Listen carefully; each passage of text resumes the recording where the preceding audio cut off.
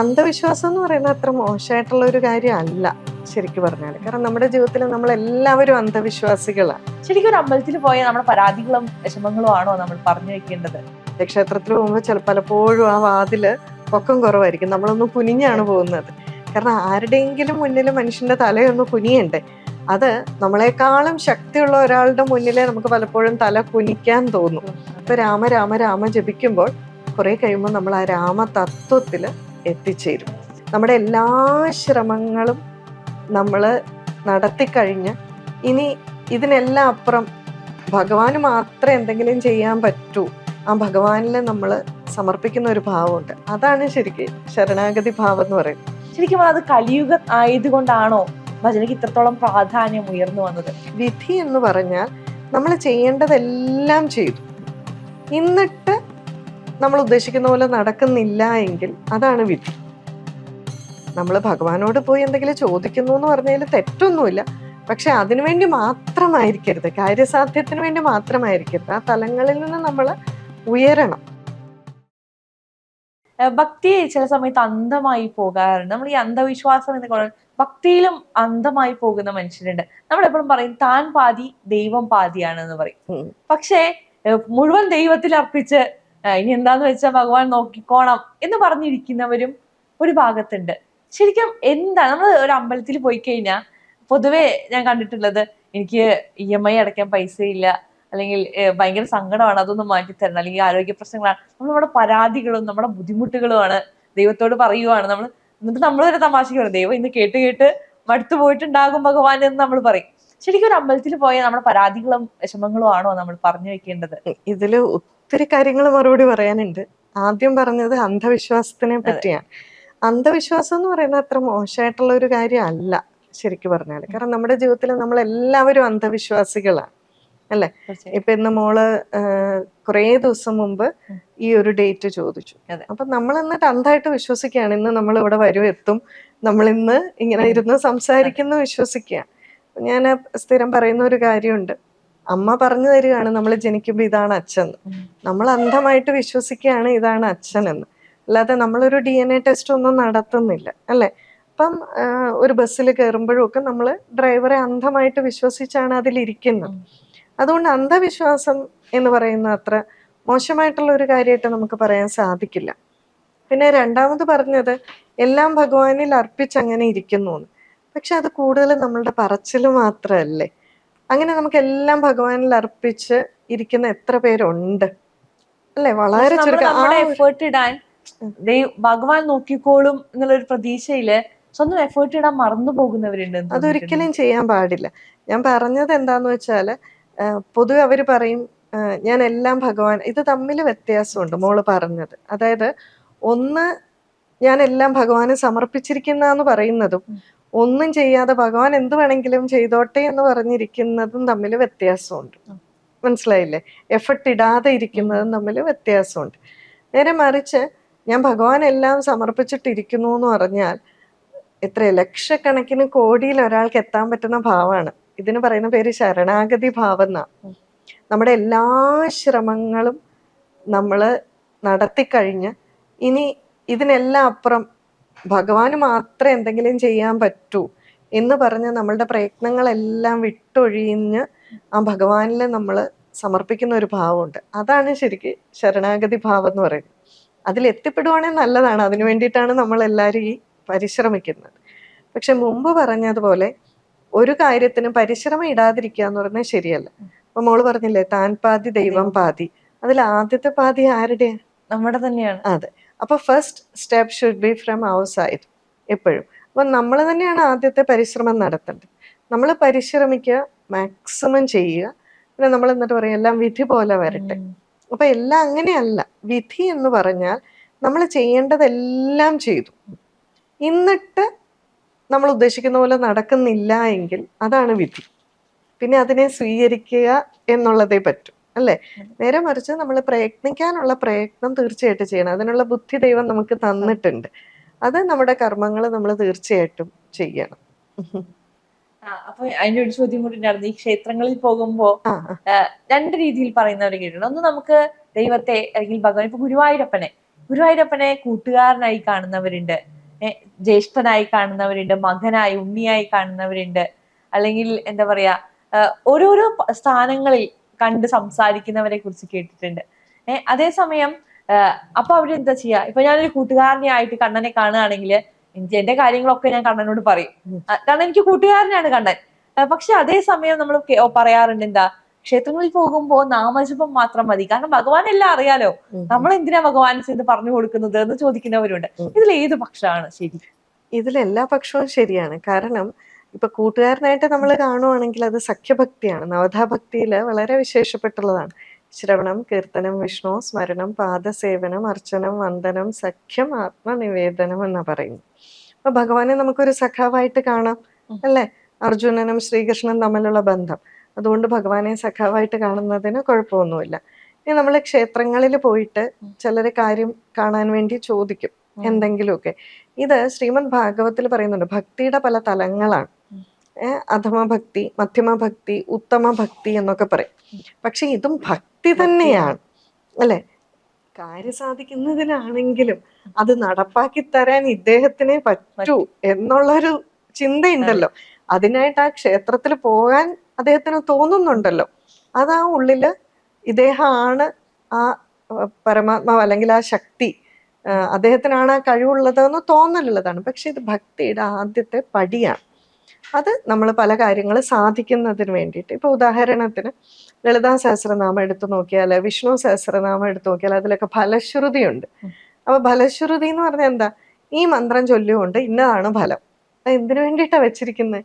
നമ്മൾ മനുഷ്യരായതുകൊണ്ട് പലത് ഈ കാര്യം സാധിക്കാൻ നമുക്ക് താല്പര്യമുണ്ട്. അപ്പൊ ഈ ഫലശ്രുതി അതിലുണ്ടെങ്കിൽ ഇന്ന കാര്യമൊക്കെ സാധിക്കും. അതുകൊണ്ട് നമ്മൾ വിഷ്ണു സഹസ്രനാമം ചൊല്ലും, ലളിതാ സഹസ്രനാമം ചൊല്ലും. കുറെ ചൊല്ലിക്കഴിയുമ്പോൾ അത് പഠിക്കണം തോന്നും, അതിന്റെ അർത്ഥം എന്താണെന്ന് മനസ്സിലാക്കണം തോന്നും. അങ്ങനെ പതുക്കെ പതുക്കെ നമ്മൾ അതിന്റെ ആഴത്തിലുള്ള തലത്തിലേക്ക് പോകും. അപ്പൊ അതുകൊണ്ട് നമ്മൾ ഭഗവാനോട് പോയി എന്തെങ്കിലും ചോദിക്കുന്നു എന്ന് പറഞ്ഞാൽ തെറ്റൊന്നുമില്ല. പക്ഷെ അതിനുവേണ്ടി മാത്രമായിരിക്കരുത്, കാര്യസാധ്യത്തിന് വേണ്ടി മാത്രമായിരിക്കരുത്. ആ തലങ്ങളിൽ നിന്ന് നമ്മൾ ഉയരണം. ഇനി അതല്ല, നമ്മളുടെ പ്രത്യേകിച്ച് കാര്യസാധ്യത്തിനൊന്നുമല്ല, ഭഗവാൻ എല്ലാം അറിയാം, അല്ലെ? നമുക്ക് എന്താ വേണ്ടത്, ഭഗവാൻ അങ്ങനെ നിങ്ങൾക്ക് ഇരിക്കാൻ പറ്റുമെങ്കിൽ അതും നല്ലതാണ്. ഒരു തൃപ്തിയുടെ ഭാവം ഉണ്ടല്ലോ, അല്ലെ?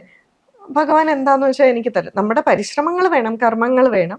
പക്ഷെ ഭൗതികമായിട്ടുള്ള ഒത്തിരി വസ്തുക്കള് ചിലപ്പോൾ അത് നമുക്ക് നല്ലതാണോ എന്ന് ഉറപ്പില്ല. അപ്പൊ അത് ഭഗവാന്റെ ഇഷ്ടം പോലെ നടക്കട്ടെ എന്ന് ചിന്തിക്കുന്ന ഒരു തലം നല്ലതാണ്. കാരണം നമുക്ക് കുറച്ച് ആർത്തി കുറയും, അല്ലെ? നമുക്കൊരു തൃപ്തി വരും. അത് നല്ല ഭാവം തന്നെയാണ്. ഇപ്പൊ നമ്മള് ഭക്തിയുള്ള രണ്ടു കൂട്ടരെ കുറിച്ച് പറഞ്ഞു. ഇനി വേറൊരു തരം ആളുകളുണ്ട്, അവർ പറയാറുണ്ട് പൊതുവെ, ഞാൻ ധാർമ്മികമായിട്ടാണ് ജീവിക്കുന്നത്, ധർമാധിഷ്ഠിതമായിട്ടാണ് എന്റെ പ്രവർത്തനങ്ങള്, നല്ലത് ചെയ്യുന്നു, ആളുകളെ സഹായിക്കുന്നു, എല്ലാം ചെയ്യുന്നു, പക്ഷെ ഞാൻ അമ്പലത്തിൽ പോകാറില്ല. അപ്പൊ പക്ഷെ എനിക്ക് അല്ലെങ്കിൽ ഭക്തി ഇല്ല എന്ന് പറയാൻ പറ്റുമോ? അല്ലെങ്കിൽ അവരുടെ ജീവിതം തെറ്റാണെന്ന് പറയാൻ പറ്റുമോ? ജീവിതം തെറ്റാണെന്ന് പറയാൻ പറ്റില്ല. പക്ഷെ അവിടെ ഉള്ള ഒരു പ്രശ്നം എന്താന്ന് വെച്ചാൽ, അവിടെ എല്ലായിടത്തും ഞാൻ ഞാൻ ഞാൻ എന്നുള്ളത് ഇങ്ങനെ മുഴച്ചു നിൽക്കുന്നുണ്ട്. ഞാൻ എല്ലാം നല്ല രീതിയിൽ ചെയ്യുന്നു, ഞാൻ ധാർമ്മികമായിട്ട് ജീവിക്കുന്നു, ഞാൻ ആരെയും ഉപദ്രവിക്കാറില്ല, ഞാൻ അമ്പലത്തിൽ പോകാറില്ല. പക്ഷെ ഇതൊക്കെ ആ ഒരു ഭഗവത് കൃപ കൊണ്ട് കൂടിയാണ് എന്നുള്ള ഒരു ചിന്ത നമുക്ക് വേണമല്ലോ. കാരണം ഇതെല്ലാം നമുക്ക് ചെയ്യാൻ പറ്റുന്നത് ആ ഒരു ശക്തിയുടെ അപാര കൃപ കൊണ്ടാണ്. കാരണം നമുക്കറിയാം മരണമൊക്കെ സംഭവിക്കുന്നത് എത്ര പെട്ടെന്നാണെന്ന്, അല്ലെ? അപ്പൊ അതുകൊണ്ട് തന്നെ ആ എല്ലായിടത്തുള്ള ഞാൻ ഞാൻ എന്നുള്ള ഭാവം കൂടി ഇല്ലാതാകാനാണ് നമ്മൾ ക്ഷേത്രത്തിൽ പോകുന്നത്. കാരണം പറയാറില്ലേ, ക്ഷേത്രത്തിൽ പോകുമ്പോൾ പലപ്പോഴും ആ വാതില് പൊക്കം കുറവായിരിക്കും, നമ്മളൊന്ന് കുനിഞ്ഞാണ് പോകുന്നത്. കാരണം ആരുടെയെങ്കിലും മുന്നിൽ മനുഷ്യന്റെ തലയൊന്ന് കുനിയണ്ടേ. അത് നമ്മളെക്കാളും ശക്തിയുള്ള ഒരാളുടെ മുന്നിലെ നമുക്ക് പലപ്പോഴും തല കുനിക്കാൻ തോന്നും. അപ്പൊ അതുകൊണ്ടാണ് ആ പരമമായിട്ടുള്ള ചൈതന്യത്തിന്റെ ആ ശക്തിയുടെ മുന്നിൽ നമ്മളൊന്ന് തലകുനിക്കാനായിട്ട് പോകുന്നത്. അവിടെ ചെല്ലുമ്പം നമ്മളെ ഒരു ഓർമ്മപ്പെടുത്തലാണ്, അല്ലെ? ഈ ഞാൻ ഇന്നും ശ്വാസം എടുക്കുന്നതും ഈ ഓരോ കർമ്മങ്ങൾ ചെയ്തുകൊണ്ട് എനിക്ക് ജീവിക്കാൻ പറ്റുന്നതും നിന്റെ അപാരമായിട്ടുള്ള ആ ഒരു കൃപ കൊണ്ടാണ് എന്നൊന്ന് ഓർക്കാനും ഒക്കെ ഈ ക്ഷേത്ര ദർശനം നമ്മളെ ഒത്തിരി സഹായിക്കും. ഈ ക്ഷേത്രങ്ങളിൽ പോകുന്നതിനെ കുറിച്ച് സംസാരിക്കുമ്പോൾ നമുക്കറിയാം ഒരുപാട് ആചാരങ്ങൾ. ക്ഷേത്രത്തിൽ പോയി കഴിഞ്ഞാൽ ഇപ്പൊ ആദ്യം പ്രധാന ദേവനെ തൊഴുതിട്ടാണ് നമ്മൾ ഉപദേവന്മാരുടെ അടുത്തേക്ക് പോകുന്നത്. 3 വട്ടം പ്രദക്ഷിണം വെക്കുന്നത്, ചന്ദനം തൊടുന്നു. ഇതിനൊക്കെ പിന്നിലൊരു സയന്റിഫിക്കാലിറ്റി ഉണ്ടോ? എന്തിനാണ് ഇതൊക്കെ ചെയ്യുന്നത് എന്ന് വാദിക്കുന്ന കുറച്ച് ആൾക്കാരുണ്ട്. അവരോട് എന്താണ് മറുപടിയായി പറയാനുള്ളത്? ആചാര്യന്മാർ പറയുന്നത് എല്ലാത്തിലും നമ്മൾ ഈ സയന്റിഫിക് ആയിട്ടുള്ള ഒരു ആസ്പെക്ട് കാണണമെന്ന് നിർബന്ധമൊന്നുമില്ല. ഇങ്ങനെ നമ്മൾ സയന്റിഫിക് ആയിട്ട് അതിനെ നിർവചിക്കാൻ വേണ്ടി കിടന്ന് കഷ്ടപ്പെടേണ്ട ആവശ്യമില്ല എന്ന് ആചാര്യന്മാർ പറയാറുണ്ട്. പക്ഷെ നമ്മൾ നോക്കിയാൽ ഇതിനകത്തെല്ലാം ഒരു ശാസ്ത്രീയ വശമുണ്ട്. പക്ഷെ ശാസ്ത്രീയ വശം മാത്രമല്ല, തീർച്ചയായിട്ടും ശാസ്ത്രീയ വശമുണ്ട്, അതോടൊപ്പം തന്നെ ആധ്യാത്മിക വശമുണ്ട്, നമ്മളുടെ ആരോഗ്യപരമായിട്ടുള്ള ഇതെല്ലാം നമ്മളുടെ ആരോഗ്യത്തിനെയും നമ്മളുടെ ജീവിതത്തെയും ഒക്കെ സുഖകരമാക്കുന്നതും നമുക്ക് ശാന്തമാക്കുന്നതുമായിട്ടുള്ള അവസ്ഥകളാണ്. അപ്പം അതുകൊണ്ട് തന്നെ എല്ലാത്തിലും നമ്മളിങ്ങനെ ഒരു ശാസ്ത്രീയത കാണണമെന്ന് നിർബന്ധമൊന്നുമില്ല. പക്ഷെ ശാസ്ത്രീയത ഉള്ള അവസ്ഥകൾ അല്ലെങ്കിൽ പലതിലും നമുക്ക് ആ ശാസ്ത്രീയത കാണാൻ സാധിക്കും. കാരണം നമ്മുടെ ആചാര്യന്മാർക്ക് അതെല്ലാം നന്നായിട്ട് അറിയാമായിരുന്നു. ഓക്കെ, ഇനി നമുക്ക് സേവനത്തിലേക്ക് വരാം. സേവനത്തെ കുറിച്ച് പറയുമ്പോൾ നമ്മൾ പറയാറുണ്ട് മാനവ സേവനമാണ് മാധവ സേവനം എന്ന് പറയാറുണ്ട്. അപ്പോ എന്താണ് ശരിക്കും സേവനം? ഇങ്ങനെയുള്ള പ്രവർത്തികളെയാണ് നമുക്ക് സേവനം എന്ന് പറയാൻ സാധിക്കുക? ഭക്തി അല്ലെങ്കിൽ ആധ്യാത്മിക കാര്യങ്ങളിൽ സേവനത്തിന് പ്രാധാന്യം എന്തായിരിക്കും? തിരിച്ചും നമുക്ക് പറയാം, ആധ്യാത്മികതയിൽ സേവനത്തിന് എത്ര പ്രാധാന്യം എന്നുള്ളതുപോലെ തന്നെ സേവനം ചെയ്യുമ്പോൾ അതിൽ ആധ്യാത്മികതയ്ക്ക് എത്ര പ്രാധാന്യം ഉണ്ട് എന്ന് നമുക്ക് പറയാൻ സാധിക്കും. കാരണം ഈ സേവനം ചെയ്യുമ്പോൾ അതൊരു ആധ്യാത്മിക മനസ്സോടുകൂടി നമ്മൾ ചെയ്തില്ലെങ്കിൽ അത് വലിയ പ്രശ്നങ്ങളിൽ കലാശിക്കും. കാരണം എന്താണെന്ന് വെച്ചാൽ പലപ്പോഴും നമ്മൾ പല സേവനം ചെയ്യുമ്പോഴും നമ്മളത് ആർക്കും ഒരു സഹായം ചെയ്തു കൊടുക്കുന്നു എന്നുള്ളൊരു മനോഭാവം നമുക്ക് പലപ്പോഴും വരാറുണ്ട്, ഞാൻ സഹായിക്കുന്നു എന്നുള്ളത്. പക്ഷേ അതൊരു പൂജയായിട്ട് വേണം ശരിക്കും നമ്മൾ ചെയ്യാൻ. ഇല്ലെങ്കിൽ കുറേ സേവനങ്ങളൊക്കെ ചെയ്തു കഴിയുമ്പോൾ ഞാൻ അത് ചെയ്തു ഇത് ചെയ്തു എന്നൊക്കെ തോന്നും. പക്ഷെ ഇതൊക്കെ നമുക്ക് ചെയ്യാൻ പറ്റുന്ന എന്തുകൊണ്ടാണ്? ആ ഭഗവാൻ നമുക്ക് ശക്തി തരുന്നതുകൊണ്ടാണ്, അല്ലേ? ആ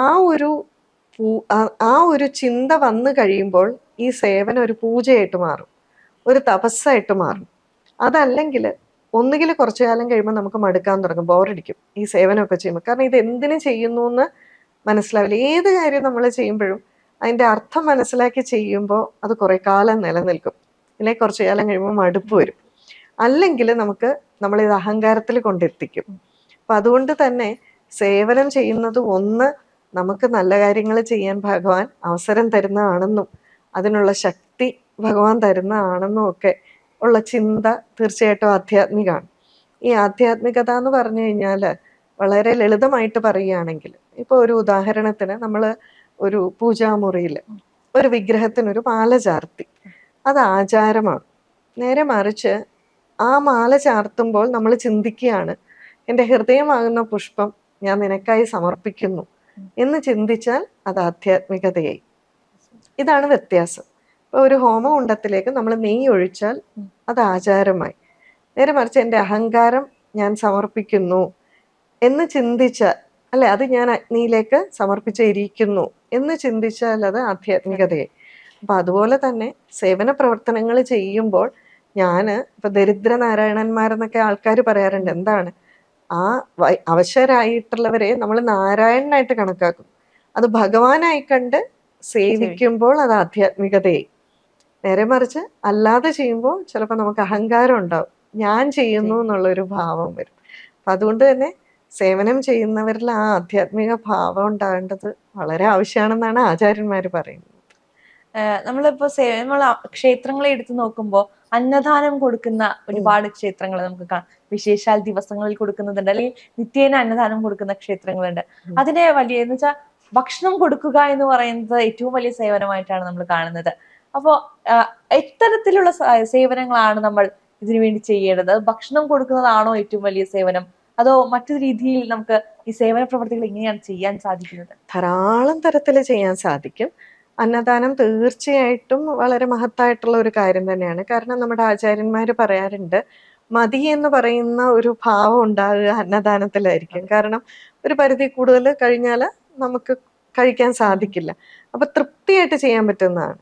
പക്ഷെ അവിടെ ഒരു പ്രശ്നം എന്താന്ന് വെച്ചാൽ, രാവിലെ കൊടുത്ത് തൃപ്തിയായി ഉച്ചയാകുമ്പോൾ വീണ്ടും നമുക്ക് വിശക്കും എന്നുള്ളൊരു കാര്യമുണ്ട്. പക്ഷെ എങ്കിലും അത് വളരെ വിശേഷപ്പെട്ട ഒരു കാര്യം തന്നെയാണ്. കാരണം മനുഷ്യനായിട്ട് ജനിച്ചിട്ടുണ്ടെങ്കിൽ നമുക്ക് ശക്തി കിട്ടുന്നത് ആഹാരത്തിലൂടെയാണ്. അല്ലേ? നമുക്ക് ആഹാരത്തിലൂടെയല്ലേ ശക്തി കിട്ടുന്നത്. അപ്പൊ അതുകൊണ്ട് തന്നെ നമ്മൾ ആഹാരം കഴിക്കുന്നതിന് അത്രമാത്രം പ്രാധാന്യമുണ്ട്. ആഹാരം കഴിച്ചില്ലെങ്കിൽ നമുക്ക് ശക്തി ഉണ്ടാവില്ല. ശക്തി ഇല്ലെങ്കിൽ നമുക്ക് ഇതൊക്കെ ഉപനിഷത്തുകളിൽ പറയുന്നുണ്ട്. പിന്നെ നമുക്കൊന്നും ചിന്തിക്കാൻ പറ്റില്ല, നമ്മൾ എവിടെയെങ്കിലും തളർന്ന് കിടക്കും. പക്ഷേ എൻ്റെ അഭിപ്രായത്തിൽ അതോടൊപ്പം അല്ലെങ്കിൽ അതിനേക്കാൾ മഹത്തരമായിട്ടുള്ളതാണ് അറിവ് കൊടുക്കുക, അല്ലെങ്കിൽ ആ ജ്ഞാനദാനം എന്ന് പറയുന്നത്. കാരണം എന്താന്ന് വെച്ചാൽ ഇത് ഒരു കാലത്തും നശിക്കില്ല എന്ന് മാത്രമല്ല, എത്രയോ തലമുറകളിലേക്ക് ഇത് എത്തിക്കാൻ സാധിക്കും, അല്ലെ? ഇപ്പൊ നമ്മള് പുസ്തകത്തിലൊക്കെ ആണെങ്കിൽ അത് നശിച്ചു പോകും. പക്ഷെ നമ്മുടെ ഉള്ളിലുള്ള ഒരു അറിവ് നമുക്ക് ഒരേ സമയം, ഇപ്പൊ ഈ സോഷ്യൽ മീഡിയ ഒക്കെ വന്നതുകൊണ്ട് നമുക്ക് 100 കണക്കിന്, 10,000 കണക്കിന്, ലക്ഷക്കണക്കിന് ആൾക്കാരിലേക്ക് എത്തിക്കുന്നുണ്ട്. അത് അവിടുന്ന് എത്ര പേരിലേക്കാണ് എത്തുക, എത്ര തലമുറകളിലേക്ക് പോകുന്നു. കാരണം ഈ അറിവ് ഇല്ലെങ്കിൽ നമുക്ക് നിലനിൽപ്പില്ല. നമ്മളുടെ അടിത്തറ എന്താണെന്ന് അറിഞ്ഞില്ലെങ്കിൽ, അല്ലെ? സാധാരണ പറയാറുണ്ട് ഭാരതം എന്ന പേര് തന്നെ പലതരത്തിൽ വന്നായിട്ട് പറയുന്നുണ്ട്. പക്ഷെ ഭാരതി എന്നുള്ള പേരിൽ നിന്ന്, ഭാരതി എന്നാൽ സരസ്വതി, അറിവിന്റെ ദേവതയാണ്. പണ്ട് കാലത്ത് എല്ലാവരും അറിവിനായിട്ട് ഭാരതത്തിലേക്കാണ് വന്നിരുന്നതെന്നാണ് പറയുന്നത്.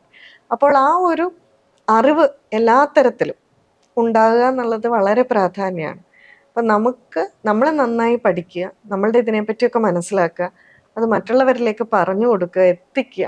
അത് വളരെ വലിയൊരു എന്താ പറയുക, ഒരു ദാനം തന്നെയാണ്. ഒരു വളരെ പുണ്യമായിട്ടുള്ള ഒരു സൽപ്രവൃത്തിയായിട്ട് എനിക്ക് തോന്നാറുണ്ട്. ഇപ്പൊ നമ്മൾ പറയാറുണ്ട് ഈ കടന്നു പോകുന്നത് കലിയുഗമാണ് എന്ന് പറയാറുണ്ട്.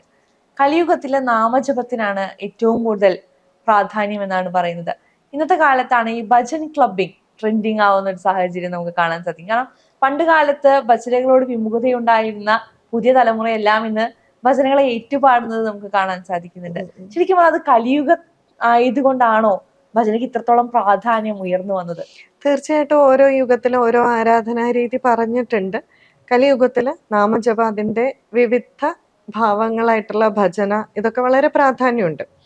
ഭഗവാൻ സത്യസായി ബാബ തൻ്റെ പ്രവചനങ്ങളിൽ അല്ലെങ്കിൽ തൻ്റെ പ്രഭാഷണങ്ങളിൽ ഈ ഭജനയുടെ പ്രാധാന്യം വളരെയധികം പറഞ്ഞിട്ടുണ്ട്. കാരണം എന്താന്ന് വെച്ചാൽ ഭജന നമ്മളെ ഭഗവാനിലേക്ക് കൂടുതലായിട്ട് കോൺസെൻട്രേറ്റ് ചെയ്യാൻ സഹായിക്കും, ഏകാഗ്രത ഉണ്ടാക്കാൻ. അപ്പൊ ഈ പ്രാർത്ഥനകളുടെ എല്ലാം ലക്ഷ്യമെന്ന് പറയുന്നത് നമ്മളുടെ ഏകാഗ്രത കൂട്ടുക എന്നുള്ളതാണ്. അപ്പൊ ഈ ഏകാഗ്രത കൂട്ടുന്നതുകൊണ്ടുള്ള പ്രയോജനം എന്താ? ഏകാഗ്രത കൂട്ടിയാൽ നമ്മളുടെ ബ്രെയിനിന്റെ എനർജി ഫുള്ളായിട്ട് യൂട്ടിലൈസ് ചെയ്യപ്പെടും. ഫുള്ളല്ല, ഒരു പരിധി വരെ വളരെ കൂടുതലായിരിക്കും, അല്ലെ?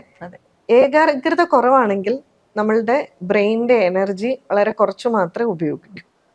ഏകാഗ്രത കൂടുമ്പോൾ ബ്രെയിനിന്റെ എനർജി വളരെ കൂടും. അപ്പൊ നാമജപത്തില് ഇതാണ് സംഭവിക്കുന്നത്. നാമജപത്തിൽ എന്താന്ന് വെച്ചാല്, ഇപ്പോ ഞാൻ ഇവിടെ സംസാരിക്കുന്ന സമയത്ത് മോൾക്ക് വേറെ എന്ത് വേണമെങ്കിലും ചിന്തിച്ചുകൊണ്ടിരിക്കാം, അല്ലെ? പക്ഷെ ആ ചിന്തകൾക്കൊരു പ്രത്യേകതയുണ്ട്. അതായത് ഇപ്പൊ മോളൊരു കാര്യം ചിന്തിക്കുന്നുണ്ട്, അതുമായിട്ട് ഒരു ബന്ധവും ഇല്ലാത്തതായിരിക്കും അടുത്തത് ചിന്തിക്കുന്നത്, അതുമായിട്ട് ഒരു ബന്ധവും ഇല്ലാത്തതായിരിക്കും അടുത്തത് ചിന്തിക്കുക. മോൾക്ക് തന്നെ അറിയില്ല അടുത്ത മോൾ എന്താ ചിന്തിക്കാൻ പോകുന്നത്. ഒരു പരിധിവരെ എനിക്കറിയാം. കാരണം എന്താണ്, ഞാൻ കുറച്ചും കൂടെ ഫോക്കസ്ഡ് ആണ്. കാരണം ഞാനാണ് സംസാരിക്കുന്നത്. ഞാൻ സംസാരിക്കുന്നതുകൊണ്ട് അടുത്ത പറയാൻ പോകുന്ന എന്തായിരിക്കണം എന്ന് എനിക്കൊരു ധാരണയുണ്ട്, അല്ലെ? പക്ഷെ നമ്മൾ വെറുതെ ഇരിക്കുമ്പോൾ മനസ്സിങ്ങനെ പോകും. നേരെ മറിച്ച് നാമം ജപിക്കുമ്പോഴോ, നാമം ജപിക്കുമ്പോൾ നമ്മൾ എന്താ പൊതുവെ ചെയ്യേണ്ടത്? അപ്പൊ നമ്മൾ ഓം നമഃ ശിവായ എന്ന് പറഞ്ഞാൽ ആ സമയത്ത് മഹാദേവന്റെ രൂപം അവിടെ നമ്മൾ കാണും. നമുക്ക് പക്ഷേ ഓം നമഃ ശിവായ എന്ന് പറയുമ്പോൾ മഹാദേവന്റെ രൂപം കാണുമ്പോൾ അടുത്ത് വരാൻ പോകുന്ന ചിന്ത എന്താണെന്ന് നമുക്കറിയാം. നമ്മൾ കോൺസെൻട്രേഷൻ കൂട്ടുകയാണെങ്കിൽ അടുത്ത് വരുന്ന ചിന്ത നമുക്കറിയാം, ഓം നമഃ ശിവായ തന്നെയാണ്. അവിടെ മഹാദേവനെ തന്നെയാണ് നമ്മൾ കാണുന്നത്. അപ്പൊ നമ്മൾ വീണ്ടും വീണ്ടും കൂടുതലായിട്ട് ഫോക്കസ് ചെയ്യാം, അല്ലെ? നാമജപത്തിലൂടെ പൊതുവെ ആചാര്യന്മാർ പറയും, ഈ ആദ്യത്തെ നാമത്തിനും രണ്ടാമത്തിനും ഇടയ്ക്ക് ഉള്ള ഒരു സമയമുണ്ട്, ചിന്തകളൊന്നും ഇല്ലാത്തൊരു സമയം. അതാണ് ശാന്തി എന്ന് പറയാറുണ്ട്. അപ്പൊ നമ്മൾ എന്താ വെച്ചാൽ നാമജപത്തിലൂടെ നമ്മളുടെ ഏകാഗ്രത വർദ്ധിപ്പിക്കുകയാണ് ചെയ്യുക. ഈ ഏകാഗ്രത വർദ്ധിപ്പിക്കുന്നത് എന്തിനാണെന്ന് വെച്ചാൽ ഇത് ഒരു പടിപടിയായിട്ട് പോകുന്നതാണ്. ആദ്യം ഭക്തി എന്ന് പറഞ്ഞു നമ്മുടെ മനസ്സിൽ. അപ്പൊ അതിനു മുമ്പൊരു കാര്യമുണ്ട്, മനുഷ്യനാണ് കൂടുതലായിട്ട് ഭക്തിയൊക്കെ ഉള്ളത്, അല്ലെ? മൃഗങ്ങളിൽ നമുക്ക് അങ്ങനെ ഭക്തി ഉണ്ട് എന്ന് പറയാൻ പറ്റില്ല. കാരണം മനുഷ്യന് വിശേഷ ബുദ്ധി എന്ന് പറയുന്ന ഒരു പ്രത്യേക കഴിവ് ഉണ്ട് മനുഷ്യന് ജനിക്കുമ്പോൾ തന്നെ. അപ്പൊ ജനിക്കുമ്പോൾ ആ ബുദ്ധി ഉള്ളത് കൊണ്ട് തന്നെ ഏത് ശരി ഏത് തെറ്റ് എന്നാലോചിച്ച് തീരുമാനം എടുത്ത് പ്രവർത്തിക്കാൻ പറ്റും. അപ്പൊ അങ്ങനെയുള്ളപ്പോൾ നമ്മൾ കുറെ ബുദ്ധി ഉപയോഗിച്ച് നല്ല കാര്യങ്ങൾ ചെയ്ത് ഓരോ പടിപടിയായിട്ടാണ് മനുഷ്യനായിട്ട് ജനിക്കുന്നു, മനുഷ്യനായിട്ട് ജനിച്ചുകൊണ്ട് വിശേഷ ബുദ്ധിയുണ്ട്. ആ ബുദ്ധി ഉപയോഗിച്ച് നല്ല കാര്യങ്ങൾ ഏതൊക്കെയാണെന്ന് ആലോചിച്ച് ചെയ്യും. സ്ഥിരമായിട്ട് നമ്മൾ ധാർമ്മിക കാര്യങ്ങൾ ചെയ്താൽ നമ്മൾ ഏതെങ്കിലും ഒരു സാധനാ പദ്ധതിയിൽ ഭഗവാൻ എത്തിക്കും. അത് നാമജപോ ഭക്തിയുടെ ഏതെങ്കിലും ഒരു ഭാവത്തിൽ എത്തിക്കും. ഭക്തിയിൽ നമ്മൾ കൂടുതലായിട്ട് നാമം ജപിക്കുമ്പോൾ എന്താണ്, നമുക്ക് ഏകാഗ്രത വർദ്ധിക്കും. ഇപ്പൊ ഈ നാമമൊക്കെ നിരന്തരമായിട്ട് ജപിക്കുമ്പോൾ ഏകാഗ്രത വർദ്ധിക്കും. ഏകാഗ്രത വർദ്ധിച്ചാൽ ഞാൻ പറഞ്ഞു നമ്മളുടെ എനർജി ബ്രെയിനിന്റെ കൂടുതലായിട്ട് യൂട്ടിലൈസ് ചെയ്യും. അങ്ങനെ ചെയ്യുമ്പോൾ നമ്മൾ ചിന്തിക്കാൻ തുടങ്ങും. ബ്രെയിൻ കൂടുതലായിട്ട് വർക്ക് ചെയ്യുമ്പോൾ നമ്മൾ എന്ത് ചെയ്യും, ചിന്തിക്കാൻ തുടങ്ങും. അതാണ് തത്വവിചാരം എന്ന് പറയുന്നത്. അപ്പം നമ്മൾ കൂടുതലായിട്ട് ചിന്തിക്കും, ഇതിൻ്റെയൊക്കെ അർത്ഥം എന്താണ് അല്ലെ, ഈ നാമം ജപിക്കുന്നത്. ഇപ്പൊ രാമ രാമ രാമ ജപിക്കുമ്പോൾ കുറെ കഴിയുമ്പോൾ നമ്മൾ ആ രാമതത്വത്തിൽ എത്തിച്ചേരും. അതാണ് വൈചാരിക തലം എന്ന് പറയുന്നത്. മറ്റേത് വൈകാരിക തലമാണ്. വൈചാരിക തലത്തിലെത്തി നമ്മൾ തത്വം ചിന്തിക്കും. ഈ തത്വത്തിൽ അധിഷ്ഠിതമായിട്ട് നമ്മളിതെല്ലാം മനസ്സിലാക്കി പ്രവർത്തിക്കുമ്പോഴാണ് നമുക്ക് മനസ്സിലാവുന്നത് ഈ ജഗത്തിന്റെ ആധാരം മുഴുവൻ ഈശ്വരനാണ് എന്ന് മനസ്സിലാവുന്നത്. ആ സമയത്താണ് നമുക്ക് ആ ശരണാഗതി ഭാവം വരുന്നത്. അതായത് എനിക്കുള്ള വസ്തുക്കളല്ല, എന്നെ തന്നെ ഭഗവാന് സമർപ്പിക്കുന്നു എന്നുള്ള ഭാവം. അപ്പൊ അതിന്റെ പടികളാണ് ഇതെല്ലാം, ഈ നാമജപം എന്നൊക്കെ പറയുന്നത്. അതായത് മനുഷ്യൻ ജനിച്ച ആ ശരണാഗതി ഭാവത്തിലേക്ക് എത്തണം. ശരണാഗതി ഭാവത്തിൽ എത്തിക്കഴിഞ്ഞാൽ പിന്നെ ബാക്കി ഭഗവാൻ നോക്കിക്കോളും. നമ്മൾ നോക്കേണ്ട ആവശ്യമില്ല. നമ്മൾ നമ്മളെ തന്നെ ഭഗവാന് സമർപ്പിച്ചു. പിന്നെ മോക്ഷമോ എന്താന്ന് വെച്ചാൽ അത് ഭഗവാൻ നോക്കിക്കോട്ടെ. പക്ഷെ ഇത് പറയാൻ എളുപ്പമാണ്, ശരണാഗതി അത്ര എളുപ്പമല്ല. അതിലേക്ക് എത്തിക്കാനുള്ള പടികളാണ് ഈ നാമജപവും ഇതുമെല്ലാം.